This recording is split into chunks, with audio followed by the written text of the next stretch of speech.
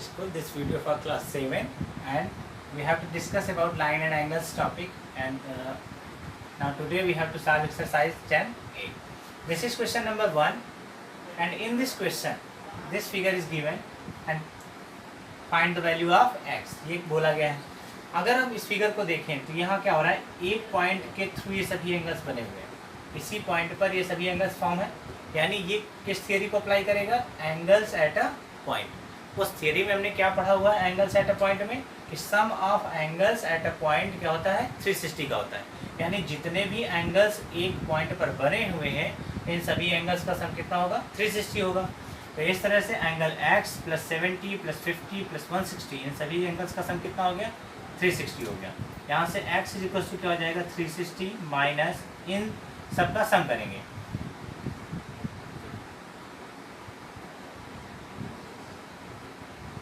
$280 को सब्ट्रैक्ट कर दीजिए 360 में से, माइनस करेंगे तो ये आ जाएगा आपका 80 डिग्री. यानी x की वैल्यू क्या आएगी, 80.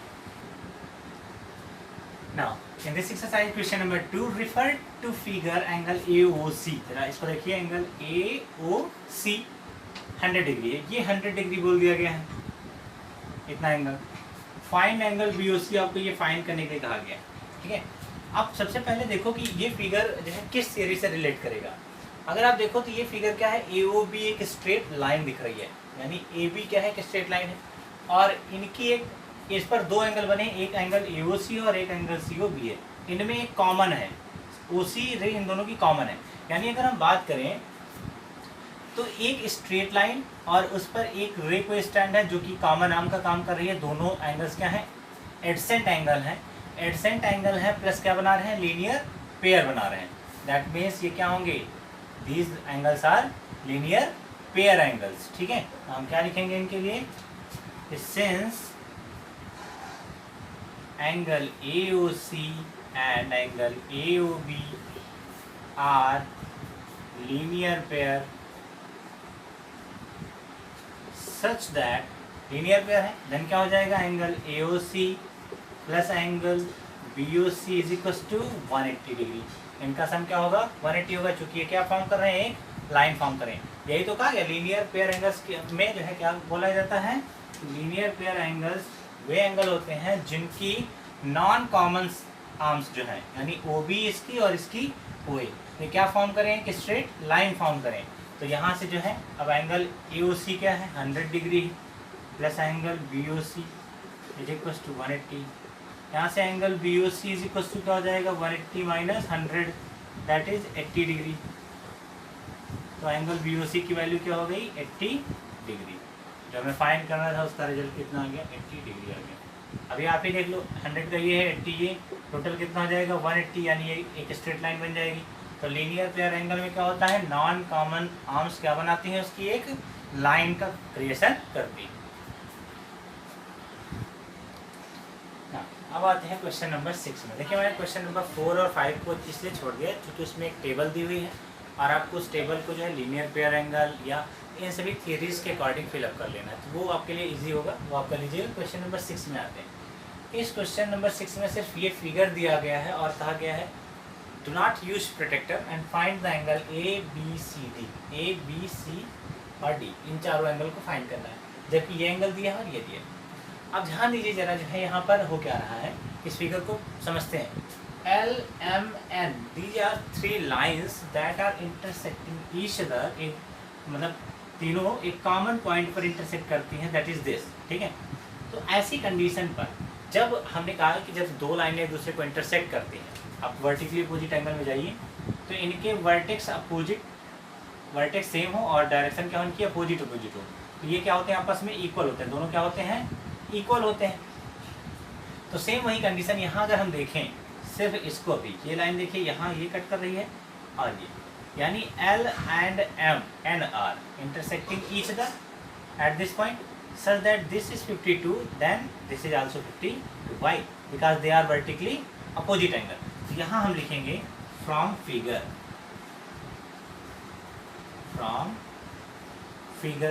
क्या हुआ है, D इज इक्वल टू क्या होगा, 52 होगा. क्यों होगा, क्योंकि क्या है, ये वर्टिकली अपोजिट एंगल है. ध्यान देना, V for vertically O for opposite and A for angle, vertically opposite angle है। क्यों है? क्योंकि L and N are intersecting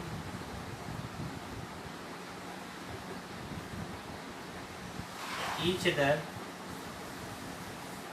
at a point. ध्यान देना जरा, क्या हो रहा है कि L और N एक दूसरे को एक पॉइंट पर इंटरसेक्ट करते हैं, जिससे एक तरफ ये 52 और एक तरफ को D बताया गया, तो यानी दोनों क्या होंगे? इक्वल होंगे, यानी D की वैल्यू क्या हो जाएगी? 52 हो जाएगी, चूंकि vertically opposite angles are equal होते हैं। ठीक है, अब अगर इसी की यहीं हम बात करें M और N की, देखिए M यहाँ ये है और N ये है, इंटरसेक्ट करते हैं, इधर बन रहा है 50 और इधर बन रहा है A, दैट मीन्स ये 50 तो ये भी क्या होगा? 50 होगा। अब ध्यान से देख लीजिए, ये एंगल और ये एंगल दोनों है वर्टिकली अपोजिट एंगल, तो इस तरह से जो है क्या हो गया है? A = कितना निकला है? 50। क्यों? ये भी क्या है? वर्टिकली अपोजिट एंगल है। ये वर्टिकली अपोजिट एंगल कब आया है? ये आया है जब M and N are intersecting. ठीक है, अब जब आपने इन्हें देख लिया, ठीक है, तो L और M भी क्या कर रही हैं? एक दूसरे को इंटरसेक्ट कर रही हैं। दैट मीन्स ये पार्ट जो ये देख रहे हो आप, जिसमें ये B लिखा हुआ है, ये B वाला क्या होगा? इसके इक्वल होगा। जहाँ ये C लिखा हुआ है, दैट मीन्स B = C होगा। यहाँ से एंड B B एंगल जो है वो क्या है? किसके इक्वल है? C के है। क्यों है? क्योंकि ये भी क्या है? Vertically opposite angle. क्या है? वर्टिकली अपोजिट एंगल है। क्यों? क्योंकि इस बार क्या हो रहा है? L and M are intersect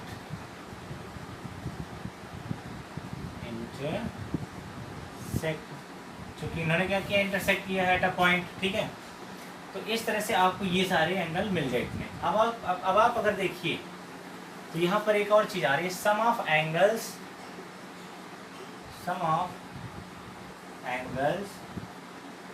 at a point. अब इस थियरी को आप जानते हैं कि एक पॉइंट पर बनने वाले सभी एंगल्स का सम कितना होता है? 360 होता है। तो sum of angles at a point कितना है? 360 होता है। जबकि यहाँ क्या दिया है? देखो ये 52 है, पहले इसको लिख लेते हैं, plus B plus 50 plus D की वैल्यू देखो 52 है, तो प्लस D की वैल्यू 52 प्लस फिर C = किसके हैं? B के, तो B ही रख लेते हैं, प्लस फिर A की वैल्यू क्या है? तो A की वैल्यू 50 है, 50 लिख लेते हैं। टोटल कितना होगा इसका? 360 होगा। चलिए इनको ऐड करते हैं। 52 और 52 कितना हो गया? 104। ये 50 50 100 यानी 204 हो गया। तो और 2 भी हो गया, B भी 2B प्लस 204। देखिए आप इस तरह नहीं कर सकते कि जो है इनको भी इसी में जोड़ दो ना, ये नंबर है और ये क्या है? अलजेब्रिक पार्ट है।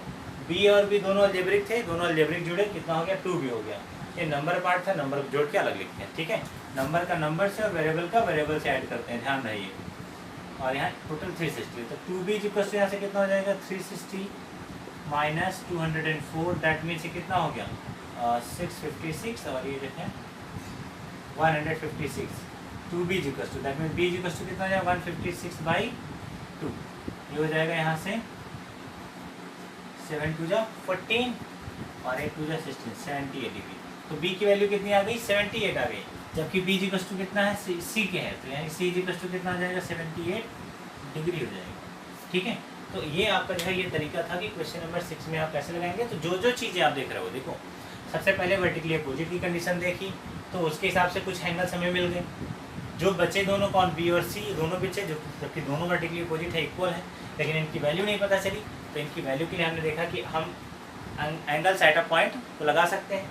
हमने sum of angles at a point = 360 रख के इन्हें फाइंड आउट कर लिया। तो सब तो पता थे, चारों पता थे, ये दोनों इक्वल हैं, तो उनमें से किसी एक की वैल्यू फाइंड हो जाएगी हमें। तो 78 आ गई, ये 78 है तो ये भी 78 होगा। तो इस तरह से जो है हमने इस क्वेश्चन को सॉल्व किया।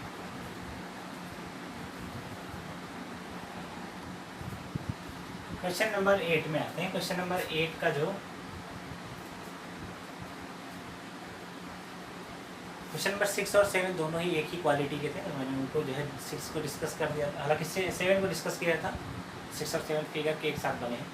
क्वेश्चन नंबर 8 का ए और जो है डी पार्ट में बता दे रहा हूँ आपको, बाकी जो है उनमें से सेम है, पर इसका एक और थर्ड पार्ट है वो भी बताऊँगा। 3 टाइप के क्वेश्चन नंबर 8 में। पहला क्या है, पहला कॉम्प्लीमेंट्री पर है, दूसरा क्या है सप्लीमेंट्री पर है। हम देखते हैं पहले कॉम्प्लीमेंट्री वाले को। अभी इसको जो है ध्यान देने की जरूरत है नहीं, यहाँ लिखा था smaller is 40 degree less than the larger. तो सबसे पहले हम स्मॉलर एंगल और लार्जर एंगल को जो है डिनोट कर लेते हैं। देखिए मान लेते हैं कि लार्जर क्या है, यहाँ लार्जर की बात पहले क्या हुआ कि लार्जर देन लार्जर मतलब लार्जर लेट कर लीजिए, तो let larger angle is x. क्या है, बड़ा वाला एंगल एक्स है, तो स्मॉलर क्या होगा, स्मॉलर एंगल क्या होगा, स्मॉलर एंगल इज क्या है 40 degree less than, that means x में से 40 कम कर दिया, तो आपको पता चल गया, यानी बड़ा वाला x है और दूसरा वाला क्या है x माइनस 40। अब देखिए यहाँ क्या कह रहा था, दे आर कॉम्प्लीमेंट्री। आपको कॉम्प्लीमेंट्री की डिफिनेशन बताई थी मैंने, when two angles are having their sum 90, उनका सम क्या हो 90 हो, पहला एंगल x है और इसका, इन दोनों का सम क्या हो 90 हो, ऐसी कंडीशन पर वो जो है क्या होते हैं कॉम्प्लीमेंट्री एंगल होते हैं। तो since they are complementary then their sum x x minus 40, यानी बड़े वाले का और छोटे वाले का सम कितना होगा 90 डिग्री होगा।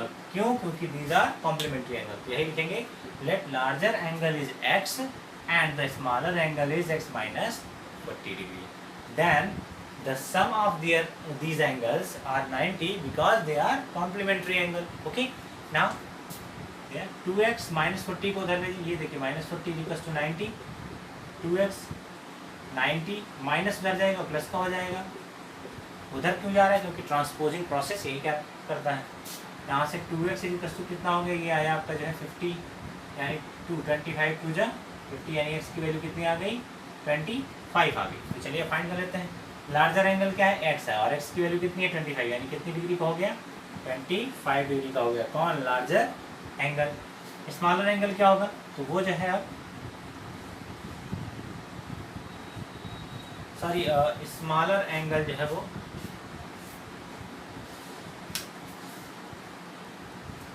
अरे वो मिस्टेक हुई यहाँ पर, ये जो है 90 प्लस 40 हो जाएगा 130, दैट मीन्स ये हो जाएगा आपका 65 डिग्री। x की वैल्यू कितनी आई है 65, यानी बड़ा वाला एंगल कितना होगा 65 डिग्री का होगा, then 60 minus 40 degree, that is 60 में से 40 जाएंगे आएगा 25 डिग्री। तो आपका स्मॉलर एंगल कितना हो गया 25 डिग्री का, और लार्जर एंगल कितना हो गया 65 डिग्री का। तो सॉल्व कैसे करेंगे, देख लिया आपने कि दोनों एंगल्स में से लार्जर, चूँकि लार्जर की बात कर रहा था तो हमने लार्जर को लेट कर लिया, स्मॉलर मिल जाएगा किससे, लार्जर में से 40 लेस दैन है, तो x माइनस 40 हो गया, बड़ा x था तो छोटा वाला x माइनस 40 हो जाएगा। यहाँ से अब चूँकि दोनों कॉम्प्लीमेंट्री एंगल है तो इन दोनों का सम 90 होगा, उसको सॉल्व किया, x इक्वल्स टू कितना आया 65, इस 65 की वैल्यू को उठा के लार्जर एंगल में रखेंगे, x इक्वल्स टू 65 हो गया। यहाँ पर स्मॉलर एंगल में जो रखेंगे तो 65 माइनस 40 माइनस करेंगे 25 आएगा, तो एक 25 होगा और एक क्या होगा 65 होगा। इसके बाद क्वेश्चन नंबर डी जो इसका है वो देखिए, एंगल्स आर सप्लीमेंट्री, सेम वही कंडीशन है, इस बार क्या है बस केवल देखो यहाँ पर स्मॉलर की बात कर रहा पहले, देन स्मॉलर लिखा तो क्या लिखेंगे स्मॉलर एंगल। मान लिया कि स्मॉलर एंगल क्या है x है, तो लार्जर क्या हो जाएगा जरा देखिए, लार्जर एंगल क्या हो जाएगा 58 more than, that means x में से हम क्या करेंगे 58 को ऐड कर देंगे। यहाँ से अब आप देखिए स्मॉलर पता है लार्जर पता है, इन दोनों एंगल्स क्या है सप्लीमेंट्री है, दैट मीन्स इनका सम क्या हो जाएगा 180, यानी सप्लीमेंट्री एंगल्स का sum x plus 58 is equals to 180, इनका सम कितना होता है 180 होता है।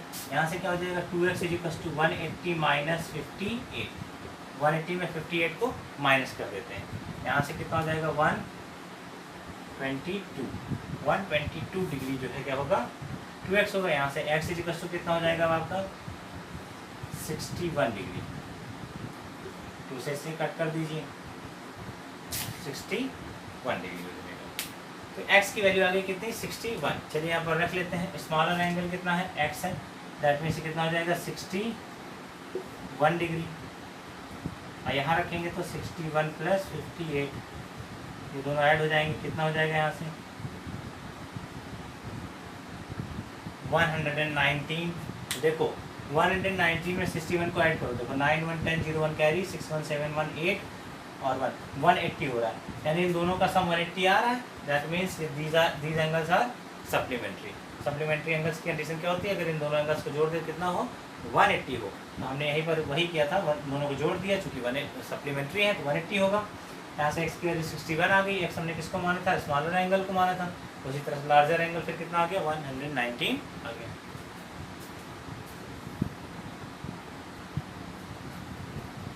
चलिए लास्ट क्वेश्चन देखते हैं, क्वेश्चन नंबर 8 का f part. The angles are adjacent, इस बार एंगल क्या है, एंगल्स आर एडसेंट। कैसे एंगल है, एडसेंट एंगल है।